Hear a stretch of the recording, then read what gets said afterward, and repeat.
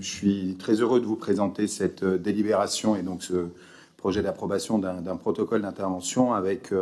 un organisme qui dépend directement d'un mariage, on va dire, entre l'établissement public foncier d'Île-de-France et Action Logement,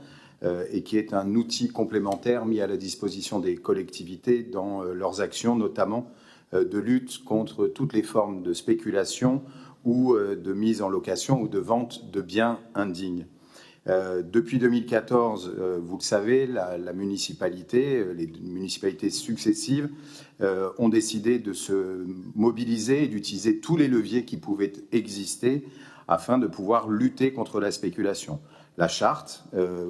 aujourd'hui pour une ville résiliente avec l'encadrement des prix de sortie, mais aussi la recherche du mieux-disant social, du mieux-disant environnemental, en écho au rapport présenté par Daniel Kreshkadek, également le mieux-disant concernant les normes d'accessibilité des logements, pour faire en sorte que le logement créé puisse répondre aux besoins de nos populations. Cette charte n'étant pas opposable, mais étant un outil de dialogue avec les opérateurs, cela a été renforcé par les modifications et révisions successives du plan local d'urbanisme dès 2018 jusque l'année dernière avec l'adoption d'un PLU révisé qui a par exemple renforcé un outil supplémentaire de lutte contre la spéculation avec la multiplication de la création des espaces paysagers protégés ou du classement des arbres pour faire en sorte que les droits à construire ne puissent pas venir empiéter ces espaces de végétation qui préexistent sur nos territoires. Au-delà de cela, récemment, puisque nous avions pu constater que le fonctionnement du plafonnement des prix qui fonctionne et qui permet à des Montreuilloises et des Montreuillois d'accéder à des logements à prix abordables, était aussi un appel à quelques personnes sans scrupules et notamment quelques investisseurs qui venaient acheter des logements neufs à prix plafonné pour ensuite soit les relouer, soit les revendre en faisant la culbute. C'est la raison pour laquelle nous avons inscrit la clause antispéculative dans notre charte et qui fait partie des exigences que nous posons auprès des opérateurs.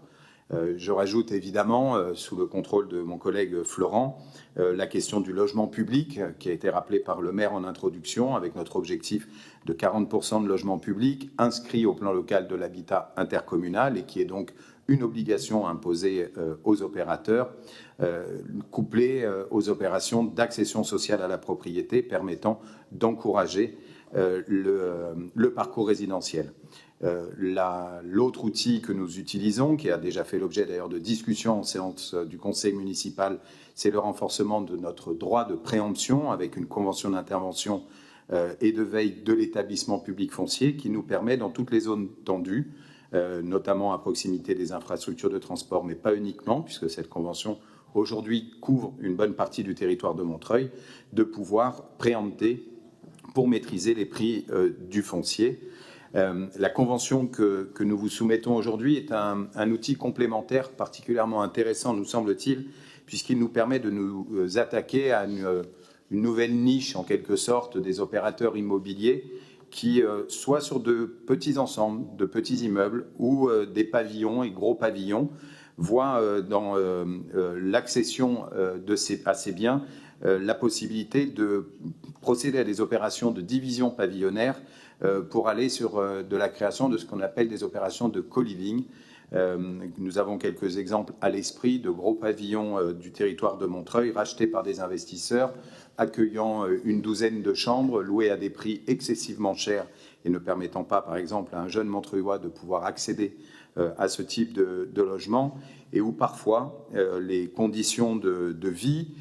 que ce soit la taille des chambres, des logements ou que ce soit les questions de sécurité ne sont pas respectées alors que ces produits immobiliers passent au travers de l'ensemble des mailles du filet puisqu'ils ne font l'objet d'aucune déclaration de travaux puisque c'est de l'aménagement intérieur. L'un des objectifs avec cette convention de la CIFAE est de pouvoir intervenir par l'acquisition ciblée de biens de type pavillonnaire pour pouvoir éviter ces transformations en type co-living ou bien de pouvoir mettre la main sur des ensembles qui vont pouvoir faire l'objet de réhabilitation, de transformation avec des bailleurs sociaux et répondant ainsi à notre objectif de répartir l'effort de construction de logements sociaux sur l'intégralité de notre territoire. Je dois dire qu'en lien avec d'autres villes, je pense notamment à Villeurbanne, à Paris, la question de la lutte contre la prolifération des produits de type co-living devient finalement une prise de conscience dans les collectivités et Montreuil et le territoire d'Est Ensemble, puisqu'à l'occasion du forum des projets urbains du territoire d'Est Ensemble, le président avait eu l'occasion de rappeler aux opérateurs que nos territoires n'étaient pas territoires accueillants de ces produits spéculatifs. La convention avec la CIFAE va nous permettre de pouvoir intervenir dans ce champ. Avec 840 000 demandeurs de logements sociaux pour seulement 18 800 logements publics financés en 2024 en Île-de-France, la crise du logement, vous le savez, atteint un niveau tristement historique, générant son lot de pauvreté, de désespérance pour des centaines de milliers de personnes, souvent en famille, qui souhaitent accéder à un logement digne et abordable. Face à cette situation dramatique, la ville de Montreuil et l'établissement public territorial Est Ensemble agissent de deux manières. D'abord, en favorisant la production et la rénovation du parc de logements publics,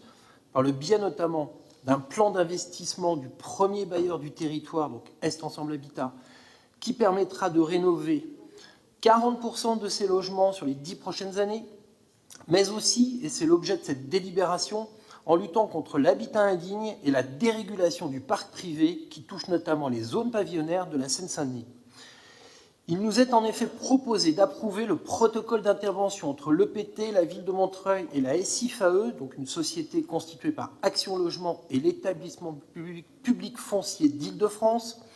pour lutter contre la dégradation du tissu pavillonnaire, s'opposer aux marchands de sommeil et aux logiques spéculatives qui prospèrent dans un contexte de pénurie de logements réellement accessibles aux plus modestes. Ce partenariat nous permettra en effet d'engager des opérations de rénovation des pavillons les plus dégradés en luttant contre les passoires thermiques et la précarité énergétique. Des opérations qui ont d'ores et déjà démarré sur les communes de Bobigny et de Noisy-le-Sec, aujourd'hui des communes plus impactées que Montreuil par la dégradation des zones pavillonnaires. Ce protocole vise également à empêcher des opérations de découpe des pavillons, des opérations très lucratives pour les propriétaires et qui produisent des conditions de logement indignes, souvent illégales d'ailleurs, pour les populations les plus pauvres du territoire. Ce protocole est enfin un levier antispéculatif visant à empêcher le développement sauvage du co-living, nouvel outil à la mode des investisseurs pour contourner l'encadrement des loyers et faire exploser les prix à la location. Enfin, ce partenariat nous aidera aussi par la préemption ou la démolition-reconstitution des pavillons les plus dégradés à produire des logements dédiés à l'accession populaire à la propriété par le biais du bail réel solidaire, ce qui intéresse l'Office foncier solidaire d'Est Ensemble Habitat en capacité de porter ces opérations. Cet effort me semble d'autant plus remarquable que dans le même temps, l'État, vous le savez, se désengage massivement des politiques du logement. Je veux citer rapidement la baisse de près de 600 millions d'euros du budget des APL, ça c'est dans la loi de finances initiale 2026. Je veux citer aussi la suppression des APL pour les étudiants étrangers non boursiers et non communautaires, qui est une mesure clairement discriminatoire et qui introduit d'ailleurs la question de la préférence nationale dans les politiques du logement. Je veux aussi citer la quasi-extinction des aides à la pierre, qui sont des subventions pourtant nécessaires pour produire et rénover le logement public. Je fais le lien en fait entre cette délibération sur la lutte contre la dégradation du tissu pavillonnaire. Je fais le lien avec ce que vient de dire Amine Marki, notamment sur le co-living, puisque